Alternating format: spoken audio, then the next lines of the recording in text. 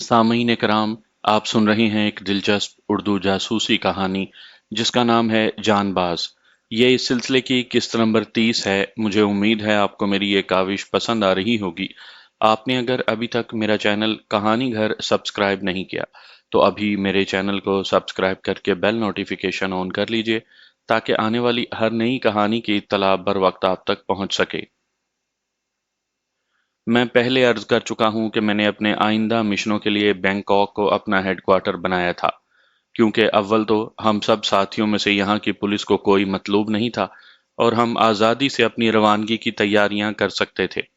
दूसरी वजह खनसा और उमर खान का यहाँ हमें मुकम्मल ताउन हासिल था।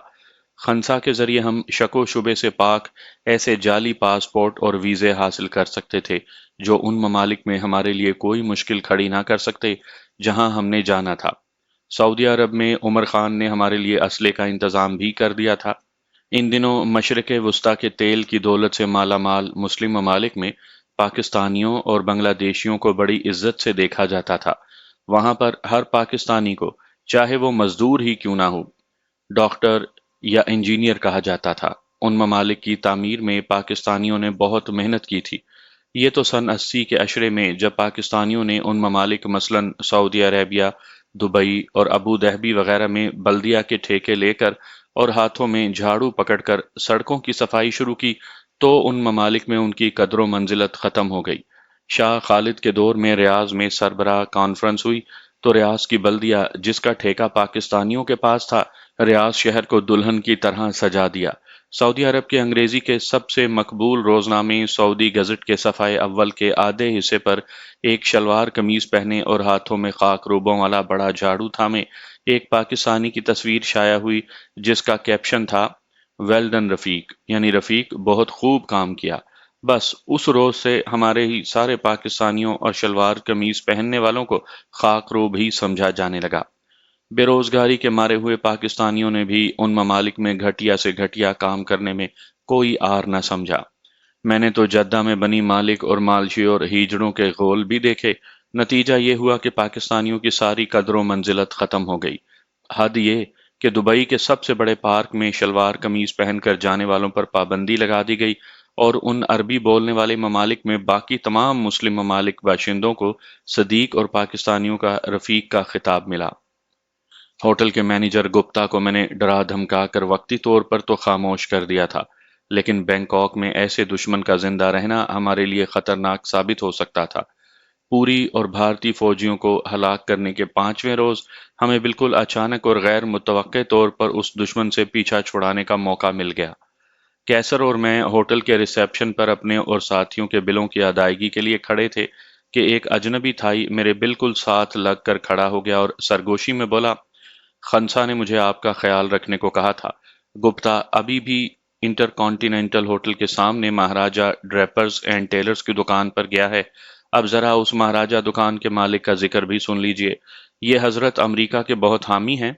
वियतनाम की जंग के दौरान उसने अमरीकी फौजियों की, जो मुख्तसर मुद्दत की छुट्टी पर बैंकॉक आते थे, बहुत सेवा की। बैंकॉक को गुनाह की दुनिया का सबसे बड़ा अड्डा बनाने में उसकी काविशों का बड़ा अमल दखल है, जिनके दौरान ही उन सरदार साहब ने गालिबन दिन के ठीक 12 बजे अपनी खिदमात के एवज एक अमरीकी जनरल से अमरीकी फौज में कोई ओहदा मांगा। अमरीकी जनरल भी मूड में था। उसने सरदार जी को 6 स्टार जनरल का ओहदा दिया, बल्कि एक अमरीकी वर्दी के कंधों पर 6 स्टार लगाकर उसे वर्दी पहनाई और तस्वीरें खींची गईं। सामईन की इत्तला के लिए अर्ज है कि अमरीका, बरतानिया, रूस, चीन, पाकिस्तान, भारत या दुनिया के किसी मुल्क में भी 6 स्टार जनरल नहीं होता। बरतानिया, पाकिस्तान और भारत में 1 star brigadier, 2 star major general, 3 star lieutenant general और 4 स्टार पूरे जनरल के लिए होते हैं। उन ममालिक में 5 स्टार फील्ड मार्शल के लिए होते हैं, जैसे बरतानिया में field marshal मोंटगमरी, field marshal ऑकनलोक, Pakistan में फील्ड मार्शल अयूब खान और भारत में फील्ड मार्शल मानक शाह थे। अमेरिका में सबसे बड़े जनरल को 5 स्टार जनरल यानी 5 सितारों वाला जनरल कहा जाता है। ये स्टार उनकी सरकारी गाड़ियों पर लगाए जाते हैं। 6 स्टार जनरल पूरी दुनिया में किसी फौज में नहीं। सरदार जी से ये मजाक किया गया था, जिसे वो सच समझ बैठे اور آج بھی ان کی دکان کے وزٹنگ کارڈز لیٹر پیڈز پر وہ خود کو 6 اسٹار جنرل لکھتے ہیں۔ یہ مذاق ویتنام کی جنگ سے اب تک جاری ہے، اور سردار جی کی جتنی ڈاک اور آتی اور جاتی ہے اس پر انہیں 6 اسٹار جنرل لکھا جاتا ہے۔ نیوز ویک میں بھی اسی واقعے کو دا بگیسٹ جوک یعنی سب سے بڑا مذاق کا ٹائٹل دے کر ایک آرٹیکل شائع ہوا تھا۔ میں اور کیسر سردار جی کی دکان کے باہر کھڑے رہے۔ تھوڑی دیر کے بعد ہی گپتا وہاں پہنچا۔ اس کے وہاں آتے ہی ہم نے ایک ٹیکسی لی اور میں نے ڈرائیور کو 2000 بات دیتے ہوئے کہا کہ ایک ناراض دوست کو راضی کرنے کے لیے ہمراہ لے کر جانا ہے۔ وہ ہمارے ساتھ جانے پر پسو پیش کرے گا۔ تم اس کی کوئی بات نہ سننا، اور جب ہم ٹیکسی میں بیٹھ جائیں تو ہمیں بتایا جانے والی سڑک پر لے جانا۔ اگر تم نے خوش اسلوبی سے کام کیا تو تمہیں مزید 2000 بات دیں گے۔ ٹیکسی ڈرائیور فوراً راضی ہو گیا۔ جس شہر میں جسم فروشی اور منشیات کا استعمال عروج پر ہو، وہاں اغوا کی وارداتیں بھی اکثر ہوتی ہیں۔ ٹیکسی ڈرائیور نے سودا طے ہوتے ہی اپنی گاڑی کی ڈگی سے 2 نمبر پلیٹیں نکالی اور گاڑی کی نمبر پلیٹوں کے اوپر فٹ کر دیں۔ میں نے وہیں ایک بک اسٹال سے اخبار خریدا اور ہم دونوں گپتا کی دکان سے باہر آنے کا انتظار کرنے لگے۔ تھوڑی دیر کے بعد گپتا دکان سے باہر آیا۔ اب یہ اس کی بدقسمتی تھی یا ہماری خوش قسمتی کہ سڑک پر کوئی اور ٹیکسی نہیں تھی۔ وہ سیدھا ہماری ٹیکسی کی طرف آیا اور ابھی ڈرائیور سے بات کرنے ہی لگا تھا کہ کیسر اور میں نے دونوں جانب سے اسے اپنے نرغے میں لے لیا۔ میں نے اپنا ریوالور اور کیسر نے کھلا چاقو اخبار کے ورقوں میں چھپائے ہوا تھا۔ میں نے گپتا کو کہا، میرے اخبار کے اندر ریوالور ہے اور میرے ساتھی کے پاس چاقو۔ خاموشی سے ٹیکسی میں بیٹھ جاؤ ورنہ یہیں پر تمہیں ختم کر دیں گے۔ میں نے ریوالور کی نال اس کی پسلیوں کے ساتھ لگا دی۔ دوسری طرف کیسر نے چاقو کی نوک اسے چبوتے ہوئے اشارہ کیا کہ ٹیکسی میں بیٹھ جائے۔ گپتا کے پسینے چھوٹ رہے تھے۔ وہ کچھ کہنے لگا تو کیسر نے چاقو کا دباؤ بڑھا دیا۔ پچھلی سیٹ پر پہلے کیسر بیٹھا۔ میں نے دھکیل کر گپتا کو اندر کیا اور ساتھ ہی میں بیٹھ گیا۔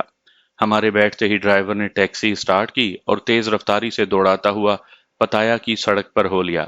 گپتا جس وقت بھی کوئی بات کرنے لگتا، کیسر چاقو کی نوک زور سے چبو دیتا۔ میں اور کیسر اس سڑک سے بالکل ناواقف تھے۔ میں نے ڈرائیور کو 1000 بات دیتے ہوئے پوچھا، کیا یہاں کوئی سنسان جگہ ہے؟ ڈرائیور نے بات جیب میں ڈالتے ہوئے جواب دیا، فکر نہ کرو، میں تمہیں وہیں لے جا رہا ہوں۔ اس سڑک پر ان دنوں فیکٹریاں اور کارخانے بن رہے تھے۔ ڈرائیور ہمیں ایک ایسی نامکمل فیکٹری کی پشت پر لے گیا جس میں کام بالکل بند تھا اور کوئی چوکیدار وغیرہ بھی نہیں تھا۔ گپتا کو اپنا انجام دکھائی دینے لگا تو اس کا سارا جسم کانپنے لگا اور وہ رونے اور گڑ گڑانے لگا۔ اب تو تم سمجھ گئے ہوگے کہ ہم تمہیں یہاں کیوں لائے ہیں۔ میں نے گپتا کو کہا تو اس کی گھگی بند گئی۔ بھگوان کے لیے مجھ پر کرپا کرو، مجھے نہ مارو۔ تم جو کچھ بھی جاننا چاہتے ہو میں تمہیں حرف با حرف بتا دوں گا۔ گپتا نے دونوں ہاتھ جوڑتے ہوئے کہا، دونوں فوجی اور پوری تو ختم ہو گئے، تمہارے سوا اور کون کون ہمارے متعلق جانتا ہے، اور تم نے دہلی میں ہمارے متعلق کس کو اطلاع دی تھی؟ میں نے گپتا سے پوچھا۔ اس کے منہ سے اب آواز بھی بڑی مشکل سے نکل رہی تھی۔ میں نے کسی کو اطلاع نہیں دی، مجھے کچھ علم نہیں ہے۔ میں صرف یہ جانتا ہوں کہ پوری صاحب اور دونوں فوجی یہاں کسی کی تلاش میں آئے تھے اور بھارتی سفارت خانے کے ملٹری اٹیچی نے مجھے فون پر کہا تھا کہ ان کے ساتھ تعاون کروں۔ اب تو ہمارے متعلق سب کچھ جان گئے ہو، اب تمہارا کیا ارادہ ہے؟ میں نے پوچھا تو گپتا فوراً بولا، بھگوان کی سوگند میں آپ کے متعلق کچھ نہیں جانتا۔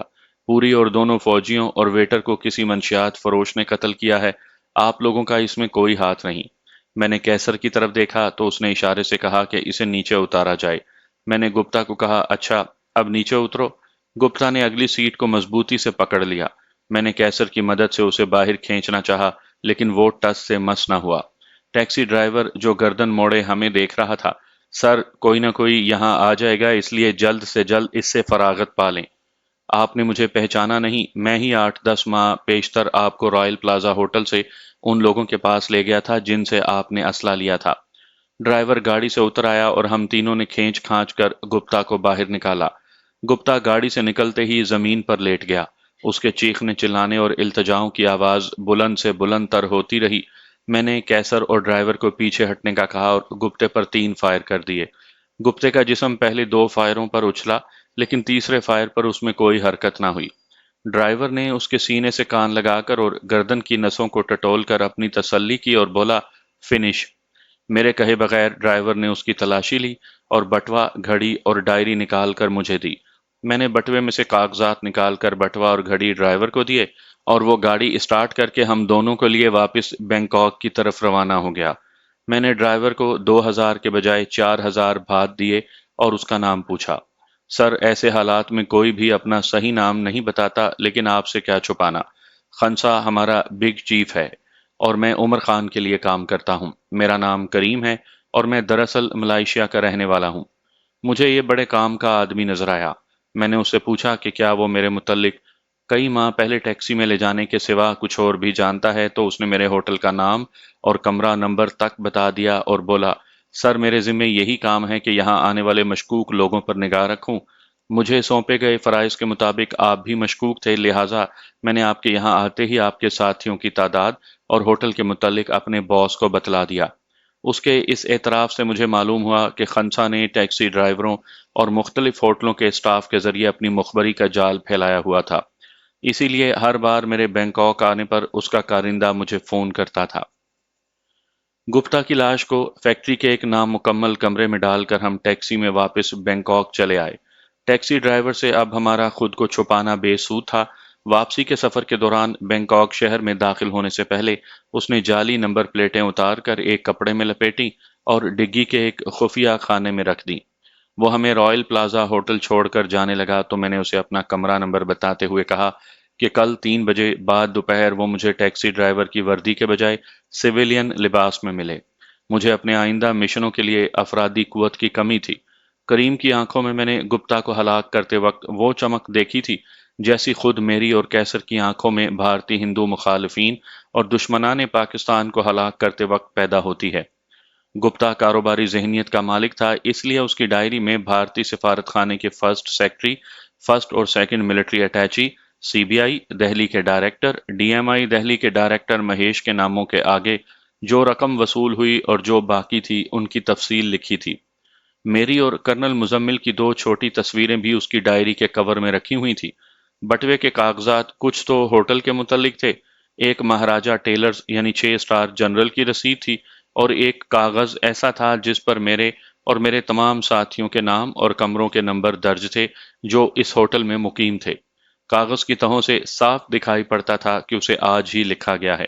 گپتا نے یہ کاغذ مہاراجہ کی دکان سے واپسی پر یقیناً بھارتی سفارت خانے میں کسی کو دینے جانا تھا۔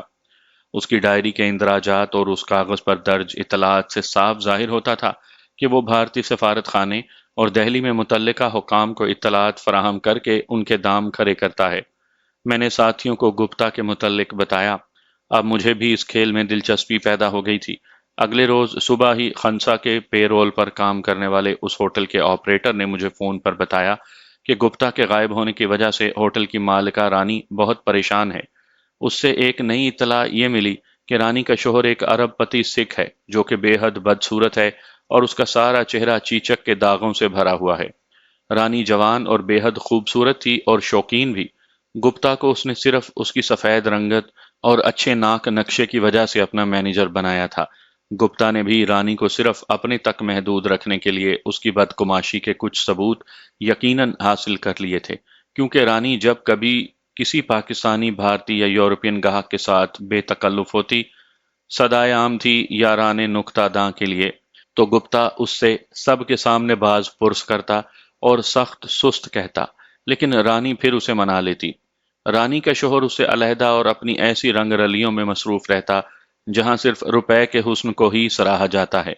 آپریٹر نے مجھے یہ بھی بتایا کہ گپتا نے اپنے کمرے کے اندرونی اور بیرونی لاک بدلوا کر نئے پیچیدہ لاک لگوائے تھے جو ہوٹل کی ماسٹر چابی یا دوسری چابیوں سے نہیں کھل سکتے تھے۔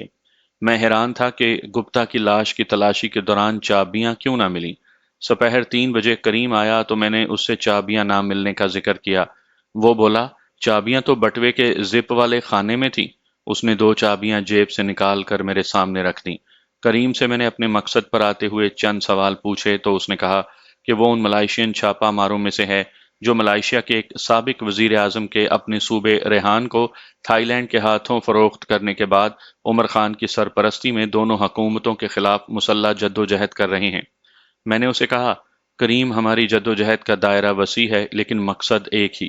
خنسا اور عمر خان میرے نہ صرف دوست ہیں بلکہ ہماری جدوجہد میں ہمارا بھرپور ساتھ دے رہے ہیں۔ اگر تم ہمارے ساتھ شامل ہونا چاہو تو میں عمر خان سے تمہیں مانگ لوں گا، لیکن ہمارے گروہ میں شامل ہونے سے پہلے تمہیں ایک چھوٹے سے امتحان سے گزرنا ہوگا۔ کریم نے اسبات میں جواب دیتے ہوئے کہا، مجھے آپ کے ساتھ مل کر کام کرنے میں فخر ہوگا۔ خنسا اور عمر خان کسی ایسے ویسے کو تو ملتے بھی نہیں، آپ میں یقیناً کوئی ایسی بات ہوگی جو یہ دونوں آپ کے دوست بن گئے ہیں۔ آپ عمر خان سے میرے متعلق بات کر لیں، پھر جیسا چاہیں امتحان لے لیں، میں انشاءاللہ پورا اتروں گا۔ کریم کے جانے کے بعد میں محض شغل کے طور پر رانی کے دفتر میں گیا۔ اس وقت بھی وہ گپتا کی گمشدگی کے متعلق کسی سے بات کر رہی تھی۔ میں اس کے سامنے والی کرسی پر بیٹھ گیا۔ جب اس نے ٹیلی فون رکھا تو میں نے اس سے انجان بنتے ہوئے پوچھا کہ تمہارا مینیجر کل سے دکھائی نہیں دے رہا۔ مجھے اس سے کچھ کام تھا۔ کسی کام سے گئے ہوئے ہیں، جلد ہی واپس آ جائیں گے۔ مجھے بتائیں کیا کام ہے؟ رانی اپنی بے چینی چھپاتے ہوئے بولی۔ میں نے دونوں چابیاں اس کے سامنے لہراتے ہوئے کہا، یہ چابیاں مجھے کل گپتا کے دفتر کے دروازے کے باہر ملی تھی۔ ہوٹل کے دوسرے کمروں کی چابیوں سے یہ مختلف ہیں، اس لیے میں نے سوچا کہ مینیجر کو یہ چابیاں دوں تاکہ جس کی ہوں وہ اس سے لے جائے۔ رانی چابیوں کو پہچانتی تھی، اس نے فوراً ہاتھ بڑھایا اور بولی، چابیاں مجھے دے دیں، میں گپتا کو دے دوں گی۔ نہیں رانی صاحبہ، چابیاں میں گپتا کو ہی دوں گا۔ ہوٹل میں 4 قتل ہو چکے ہیں اور اب گپتا بھی غائب ہے، اس لیے بہتر ہوگا کہ میں یہ چابیاں پولیس کو دوں تاکہ وہ اس کے کمرے کا دروازہ کھولے اور شاید انہیں گپتا کی گمشدگی کا کوئی سراغ مل سکے۔ میں نے چابیاں جیب میں ڈالتے ہوئے کہا۔ گھبراہٹ میں رانی کی آواز بیٹھ چکی تھی۔ دیکھیے، پولیس کو یہ چابیاں ہرگز نہ دیں۔ آپ کیا چاہتے ہیں؟ صرف اصلیت جاننا جس کا سرا گپتے کے کمرے میں موجود ہے۔ میرا جواب سن کر رانی بولی، میں آپ کی ہر خواہش پوری کرنے کو تیار ہوں۔ چابیاں مجھے دے دیجیے۔ رانی، میں دوسروں کے چوسے ہوئے آم اور اگلے ہوئے نوالے نہیں کھاتا۔ تمہاری گپتا کے ساتھ رنگین راتوں کے قصے میں نے سن رکھے ہیں۔ تمہیں یہ بھی معلوم ہے کہ گپتا نے اپنی نوکری پکی کرنے کے لیے ان رنگین راتوں کے ثبوت بھی اپنے کمرے میں چھپا رکھے ہیں، اور پولیس نے اگر اس کا کمرہ کھولا تو وہ ثبوت بھی ان کے ہاتھ لگ جائیں گے، اور جب تمہاری عیاشیوں کے ثبوت تمہارے شوہر کو ملیں گے تو وہ دودھ کی مکھی کی طرح تمہیں نکال باہر کرے گا۔ تمہیں اسی بات کا خوف ہے نا؟ مجھے رانی کے چہرے میں اپنی سابقہ بیوی کا چہرہ دکھائی دے رہا تھا، جس نے میری خاندانی عزت کی دھجیاں اڑا دی تھیں۔ رانی نے جب میرے تیور دیکھے تو میرے قدموں میں گر گئی۔ مجھ سے جو غلطیاں ہوئی ہیں میں ان کی ہر سزا بھگتنے کو تیار ہوں، لیکن میرے معصوم بچے کی خاطر سردار جی تک یہ بات نہ پہنچے۔ رانی نے گڑ گڑاتے ہوئے میرے پاؤں تھام رکھے تھے۔ صرف ایک صورت ہے کہ میں اور میرے ساتھی گپتا کے کمرے کو کھولیں گے، تم ہمارے ساتھ ہوگی لیکن خاموشی سے بیٹھی رہو گی اور کسی شے کو ہاتھ نہیں لگاؤ گی۔ جب ہم مکمل تلاشی لے لیں گے تو پھر تمہیں چابیاں دے دیں گے۔ بولو، کیا تمہیں منظور ہے یا نہیں؟ میرا یہ حتمی فیصلہ سن کر رانی نے ہتھیار ڈال دیے اور میں، کیسر، کرنل مزمل اور عمران کو تلاشی میں ساتھ دینے کا کہنے کیسر کے کمرے میں چلا گیا۔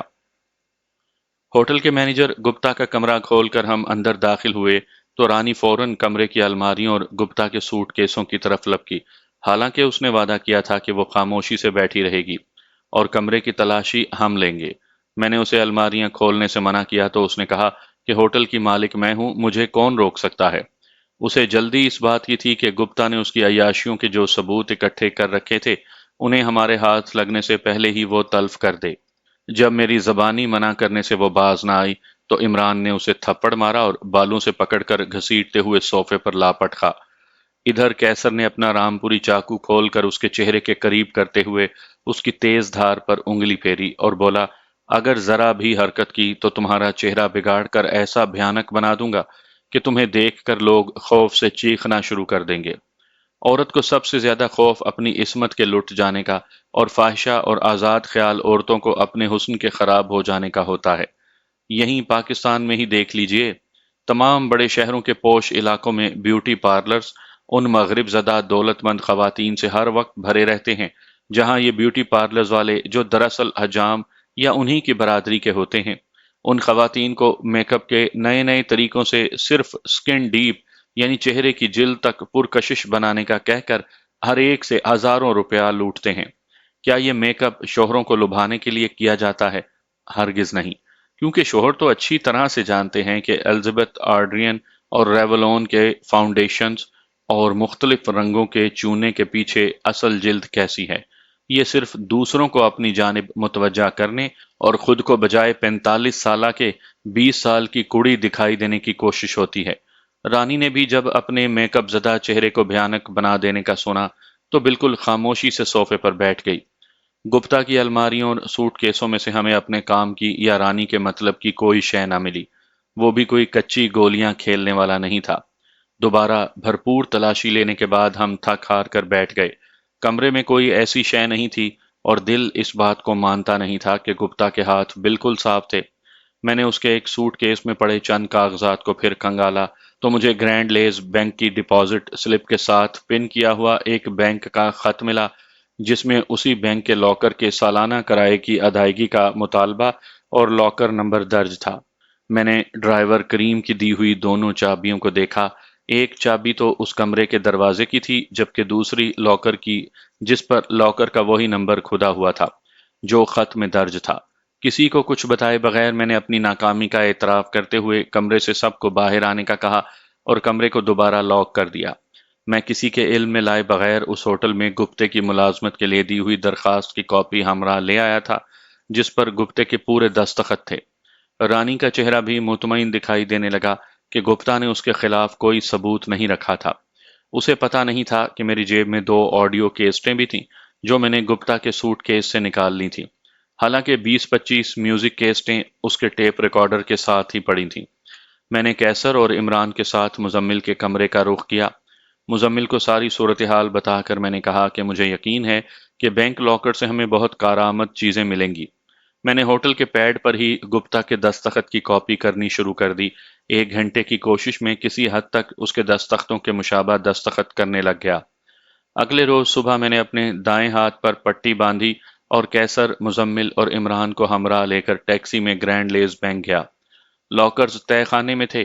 میں نے رجسٹر پر لاکر نمبر اور اپنا نام لکھ کر گپتا کے دستخط کیے۔ میرے کیے ہوئے دستخطوں میں جو کمی بیشی تھی اسے میرے ہاتھ پر بندھی پٹی نے کور کر لیا۔ انچارج اپنی چابی لے کر میرے ساتھ طے خانے میں گیا اور لاکر میں اپنی چابی گھما ڈالی۔ اب میں نے اپنی چابی لگائی تو لاکر کھل گیا اور انچارج واپس اپنی سیٹ پر چلا گیا، کیونکہ لاکر والے کو پرائیویسی کی ضرورت ہوتی ہے۔ میں حفظ ما تقدم کے طور پر ایک ایئر بیگ ہمراہ لے گیا تھا جس میں میرا پسٹل تھا۔ لاکر میں ڈھیروں کاغذات، ڈالرز اور پاؤنڈز، 24 کیسٹس، 2 ڈائریاں اور فولڈروں میں لگی تصاویر کے علاوہ 3 البم اور نیگیٹو بھی تھے۔ میں نے سب کچھ ایئر بیگ میں بھر کر لاکر خالی کر دیا۔ ہوٹل واپس پہنچ کر ہم نے مل کر سارے کاغذات اور ڈائریاں دیکھنی شروع کی اور ہم پر گپتا کے بھید کھلتے گئے۔ گپتا بھارتی ڈی ایم آئی یعنی بھارتی جاسوسی ایجنسی جس نے مجھے دہلی میں گرفتار کیا تھا، ان کے پے رول پر تھا اور رائل پلازا اور دوسرے ہوٹلوں میں ٹھہرنے والے کھلنڈرے پاکستانیوں کو شراب اور عورتیں مہیا کر کے انہیں اپنے دام میں پھانستا اور اپنے کمرے میں شراب اور عورت کی دعوت دے کر کمرے میں لگے ہوئے خفیہ کیمرے سے ان کی ایسی حالت میں تصاویر بناتا جن کے باعث وہ پاکستان کے خلاف جاسوسی کرنے پر آمادہ ہو جاتے۔ ہوٹل میں رجسٹریشن کے وقت ان کے مکمل نام اور پاکستان میں ایڈریس رجسٹر میں درج ہوتے، لہٰذا کوئی پاکستانی اگر جاسوسی کا وعدہ کر کے واپس چلا جاتا اور مطلوبہ کام نہ کرتا تو گپتا اپنے یعنی ڈی ایم آئی کے ایجنٹوں کے ذریعے اسے دھمکاتا کہ کام نہ ہونے کی صورت میں اس کی غیر اخلاقی تصاویر اور جاسوسی پر آمادگی کی آواز کے کیسٹ پاکستانی جاسوسی ایجنسیوں اور اس کے خاندان کے افراد تک بھجوائے گا۔ پاکستانی خوفزدہ ہو کر خوشی یا مجبوری سے یہ کام کرتا اور ایک ایسے جال میں پھنس جاتا جہاں سے نکلنا ممکن نہ ہوتا۔ ان کیسٹوں میں ایسی ہی گفتگو اور 2 البموں میں انہی کی تصاویر تھیں۔ فولڈر میں ڈی ایم آئی دہلی سے میرے فرار کے بعد اخباروں میں چھپی تصاویر، ممبئی میں بنے ہمارے تصویری خاکے، جیسور میں بھارتی ہیلی کاپٹر کی تباہی کے بعد بھارتی تفتیشی ٹیم کی رپورٹ جس میں کرنل مزمل کا نام نمایاں تھا، اور گوکھلے کے گروہ کے خاتمے میں میرا ہاتھ ہونے کے متعلق رپورٹس تھیں۔ ایک البم اور 2 کیسٹ صرف رانی کی گپتے کے ساتھ بے حیائی کی حدوں کو پار کرتی مختلف جنسی پوزوں اور ایسی اریاں باتوں کے متعلق تھیں جنہیں تحریر کرنا تو درکنار، سوچتے ہوئے بھی شرم آتی ہے۔ ایک کیسٹ میں رانی کی زبانی اپنے شوہر کو ہلاک کرنے کے مکمل پلان اور بقیہ زندگی گپتا کے ساتھ گزارنے اور اسے شوہر کی جائیداد میں سے معقول حصہ دینے کے متعلق تھی۔ اس روز ہمارا باقی سارا وقت یہ کیسٹیں سنتے گزر گیا۔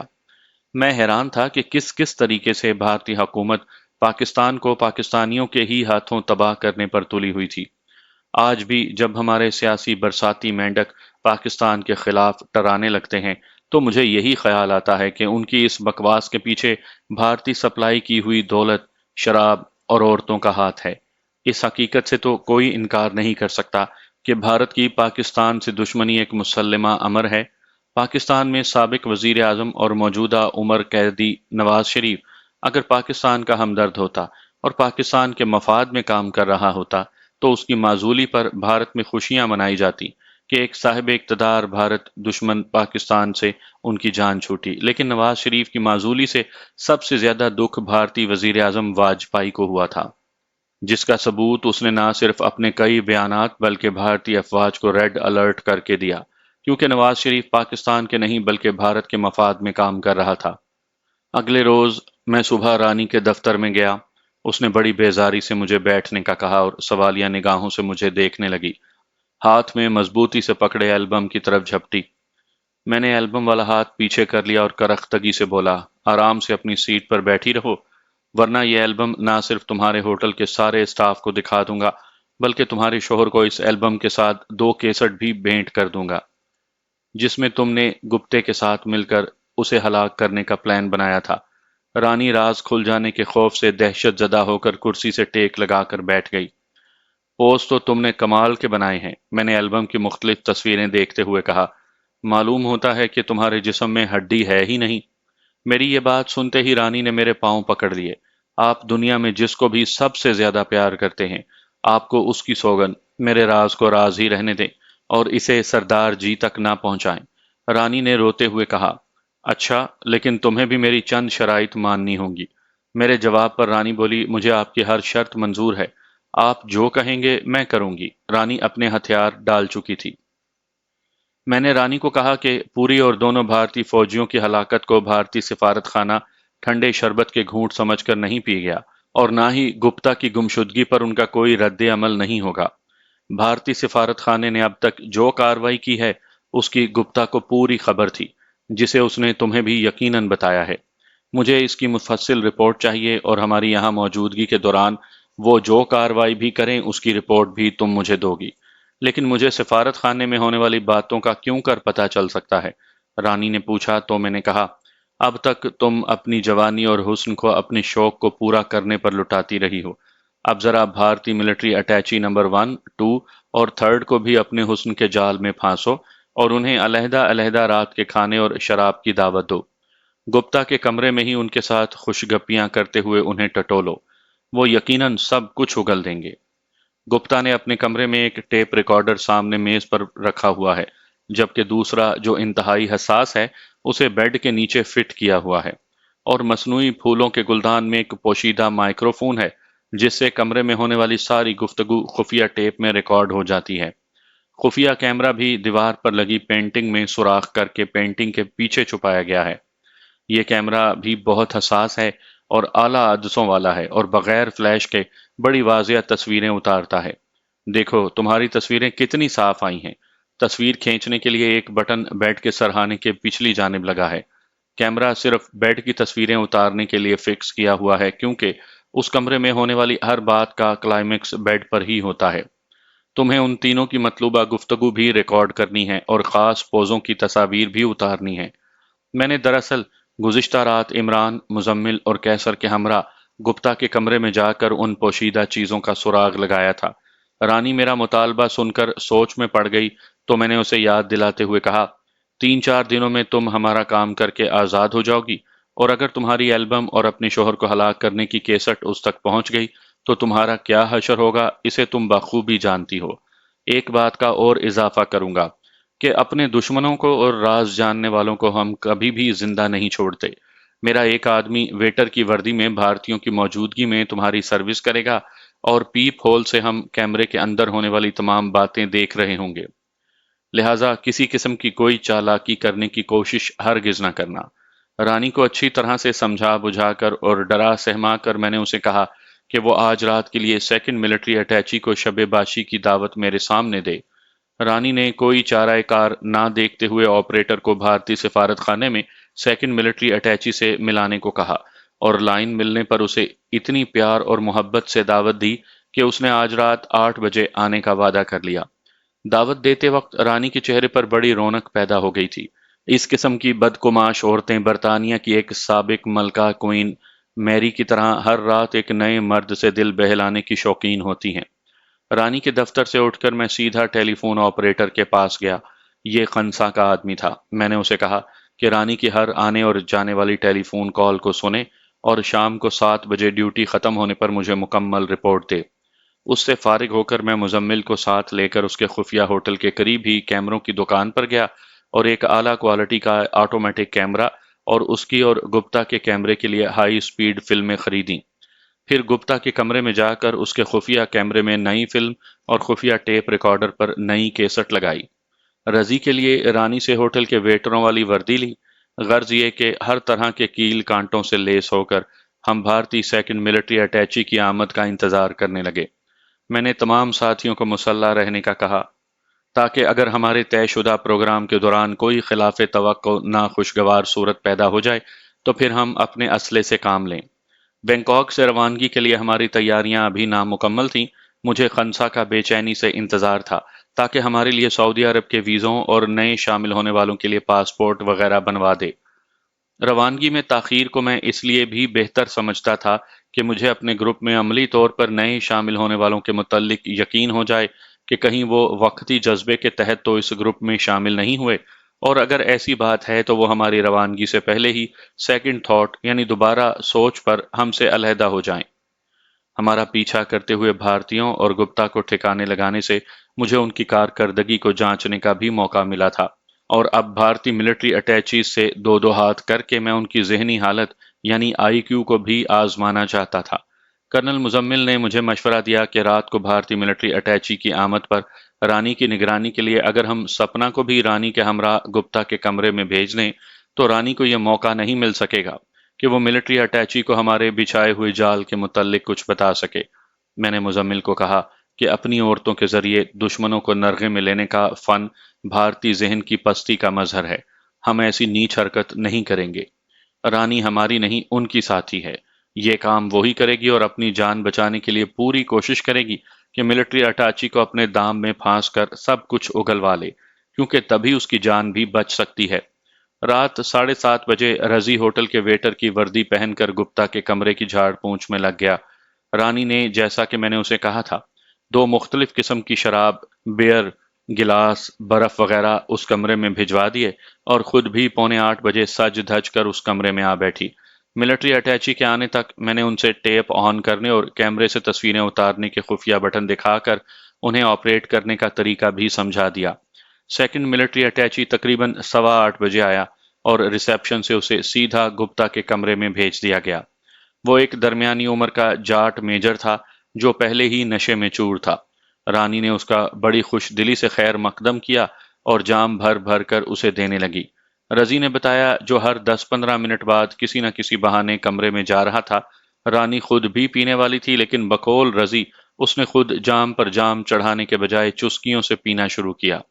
وہ جانتی تھی کہ ویٹر ہمارا آدمی ہے، لہٰذا اس کے سامنے میجر پرشاد سے اس نے کئی بار ان خطرناک لوگوں کے متعلق بات کی جنہوں نے پوری اور 2 بھارتی فوجی افسروں کے علاوہ اس کے ہوٹل کے ویٹر کو بھی ہلاک کر دیا تھا۔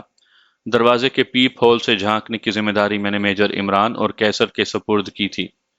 پیپ ہول سے اندر کا حال خاک نظر آنا تھا، اس لیے میں نے دروازے سے اس کے عدسے نکال لیے تھے۔ کوئی 1.5 گھنٹے کے بعد عمران، کیسر اور رضی میرے کمرے میں آ گئے۔ میں نے ان سے پوچھا کہ نگرانی چھوڑ کر کیوں آ گئے؟ وہاں نگرانی کے لیے اب باقی کیا بچا ہے؟ کمرے کی بڑی بتیاں بجھا دی گئی ہیں اور رانی اور میجر پرشاد دونوں بیڈ پر ہیں۔ میں نے کرنل مزمل کے کمرے میں سب کے لیے کھانا منگوایا اور کھانے کے بعد دیر تک آج رات کا موضوع زیر بحث رہا۔ اگلے روز دن چڑھے رانی نے مجھے فون کیا۔ وہ اپنے دفتر میں مجھ سے بات کرنا چاہتی تھی۔ میں خوب اچھی طرح جانتا تھا کہ اس قماش کی عورتیں اکثر 2 طرفہ چال چلتی ہیں، اس لیے بہت ممکن ہے کہ اپنے دفتر میں میرے ساتھ اپنی گفتگو ریکارڈ کرنے کے لیے اس نے کوئی خفیہ انتظام کر رکھا ہو۔ اس لیے میں نے اسے کہا کہ میں گپتا کے دفتر میں اسے ملنے آ رہا ہوں۔ 10 منٹ کے بعد میں اور رانی تقریباً اکٹھے گپتا کے دفتر میں داخل ہوئے۔ رانی کے چہرے کا میک اپ جاٹ میجر کی درندگی کے نشانات چھپانے کی ناکام کوشش کر رہا تھا۔ رانی نے مجھے بتایا کہ اس کی پوری کوشش اور بار بار تینوں بھارتیوں اور ہوٹل کے ویٹر کی ہلاکت کے موضوع پر بات کرنے پر مجبور کرنے کے باوجود میجر پرشاد سے اس کے سوا اور کچھ نہ اگلوا سکی کہ بھارتی سفیر اور فرسٹ ملٹری اٹیچی نے اس معاملے کو اپنے ہاتھ میں لے رکھا ہے اور اسے اس بارے میں کچھ علم نہیں کہ کیا کاروائی ہو رہی ہے۔ رانی نے یہ بتاتے ہوئے اچانک کہا، سفارت خانے والوں کو تو آپ لوگوں پر ذرا شک نہیں کہ ان چاروں کے علاوہ گپتا کو بھی آپ لوگوں نے ہی ہلاک کیا ہے۔ آپ نے گپتا کی لاش کو بھی ایسا غائب کیا ہے کہ ابھی تک اس کا کچھ پتہ نہیں چلا۔ پوری کے کمرے میں بھی آپ لوگوں نے اپنی شناخت کا کوئی نشان نہیں چھوڑا تھا، اور وہ اب تیری لاش کا بھی کوئی نشان نہیں چھوڑیں گے۔ حرامزادی، کیا تو مجھے بے وقوف بنانے کی کوشش کر رہی ہے؟ میں نے آواز کو دھیمے رکھتے ہوئے رانی کو کہا، میرا قصور کیا ہے؟ اگر پرشاد نے مجھے کوئی بات نہیں بتائی، میں نے تو ساری رات اس سے کچھ اگلوانے کی کوشش میں جاگتے رہ کر گزار دی۔ رانی نے سراسیما ہو کر کہا، گپتے کے کمرے میں پرشاد نے پہلی رات اور تم نے درجنوں راتیں گزاری ہیں۔ گپتا کے ساتھ تو تم نے کبھی بھی مین لائٹ بجھا کر نائٹ بلب نہیں جلایا، پھر گزشتہ رات تم نے نائٹ بلب کیوں جلایا؟ گپتا مر گیا ہے، اس کا تمہیں کیوں کر علم ہوا؟ اور تم اتنے یقین سے کیسے کہہ رہی ہو کہ گپتا کی لاش ابھی تک نہیں ملی؟ کیا وہ خودکشی کرنے کا کوئی نوٹ لکھ کر تمہارے پاس چھوڑ گیا تھا؟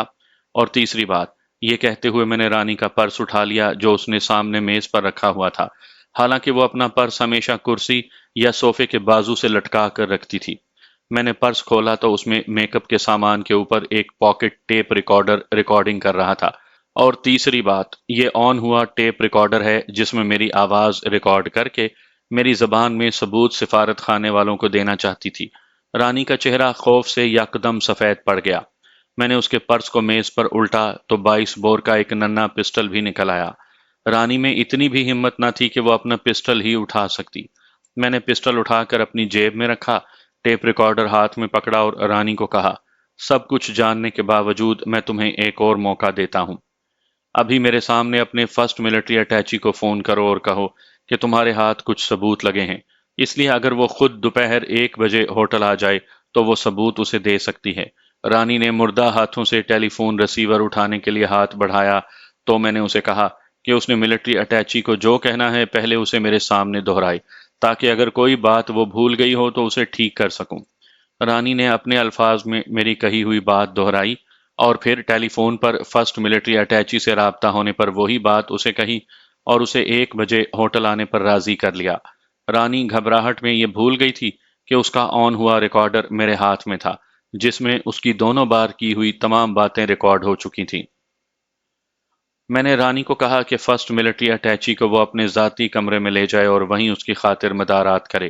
دوپہر کے 1 بجنے میں زیادہ وقت نہیں تھا۔ میں نے مزمل، عمران، کیسر اور جیسیو سے فوری طور پر مختصر میٹنگ کی اور میٹنگ میں یہ فیصلہ ہوا کہ ملٹری اٹیچی سے بھارتی سفارت خانے کے قریب ہی 2 ہاتھ کر لیے جائیں۔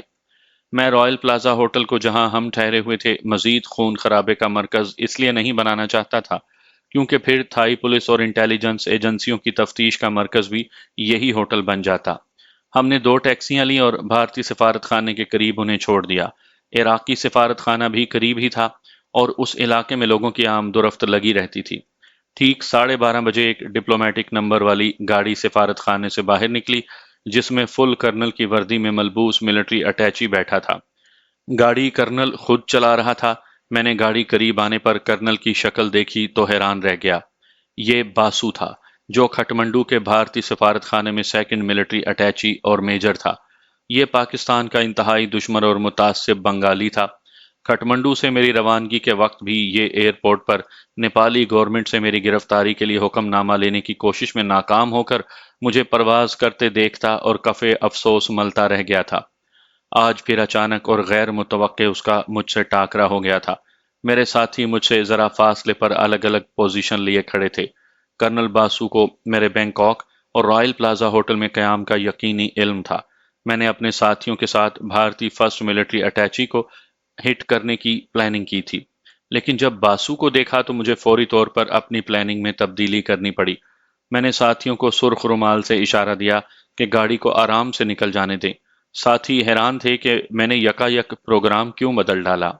ان کے استفسار پر میں نے انہیں کہا کہ وجہ بعد میں بتاؤں گا، अभी हम होटल वापस चलते हैं। होटल वापस पहुंचकर मैंने उन्हें तमाम कहानी सुनाई और कहा कि बासु से मेरी ज़ाती दुश्मनी भी है, लिहाजा उससे मैं अकेले दो दो हाथ करूंगा और आप लोग मुझे सिर्फ कवर देंगे और हमारी कार्रवाई उसकी होटल से वापसी पर होगी। मैंने वहीं से खनसा के नुमाइंदे को फ़ोन किया और कहा कि मुझे 2 प्राइवेट गाड़ियों और 2 ड्राइवरों की फौरी ज़रूरत है। गाड़ियों के नंबर प्लेट अगर बदले हुए हों तो बहुत बेहतर है। 1 घंटे के अंदर ही नुमाइंदे ने 2 गाड़ियां भिजवा दी। बासु को देखकर मुझे खटमंडू में अपनी बेसरो-सामानी और भारतीय सिफारत खाने और खसूसी तौर पर बासु की मुझे गिरफ्तार करने की कोशिश और मेरा लॉन्ड्री में अपने कपड़े तक छोड़कर गिरफ्तारी से बचने के लिए भागना और जहाज में सवार होने के बाद भी मेरी जो ज़हनी कैफियत थी, सब एक-एक करके याद आ गईं। अब मेरे ज़हन में जो प्लान था, वो पहले से यकसर मुख्तलिफ था। मैं बासु को तड़पा-तड़पा कर मारना चाहता था, ताकि मेरे इंतकाम की आग बुझ सके। सिरीवांग रोड पर एकतरफा ट्रैफिक चलती थी, जबकि इस सड़क के खात्मे पर ट्रैकोडोरा होटल वाली सड़क पर 2 तरफा ट्रैफिक थी। अपने साथियों के हमरा खाना खाकर कॉफ़ी शॉप के एक गोशे में हमने डेरा जमा लिया और बासु की वापसी का इंतज़ार करने लगे। मैं बासु के मुतल्लिक जानता था कि वो बहुत तेज़ है और जब उसे रानी से अपने मकसद की मालूमात हासिल हो जाएंगी, तो वो बिला वजह होटल में नहीं रुकेगा।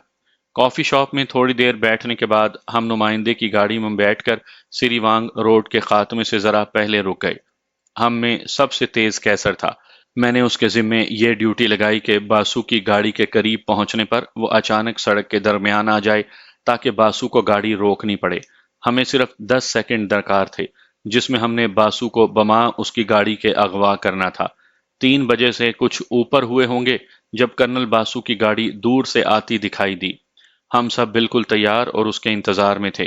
उसकी गाड़ी कोई 20 फुट के फासले पर होगी जब कैसर यकायक उसकी गाड़ी के सामने आ गया। बासु ने फुल ब्रेकें लगाईं। गाड़ी कैसर से चंद कदम पहले ही रुक गई थी, लेकिन कैसर ने ऐसा जाहिर किया जैसे गाड़ी उससे टच हो गई हो। वो सड़क पर गिरा और कराहते हुए उठकर गाड़ी के दाएं जानिब आया। बासु स्टीयरिंग व्हील पर था। उसने गाड़ी से उतरने के लिए दरवाज़ा खोला ही था कि कैसर ने रिवॉल्वर की नाल उसकी तरफ करते हुए उसे दूसरी सीट की तरफ धकेला और दूसरा दरवाज़ा जो अंदर से लॉक था खोल दिया।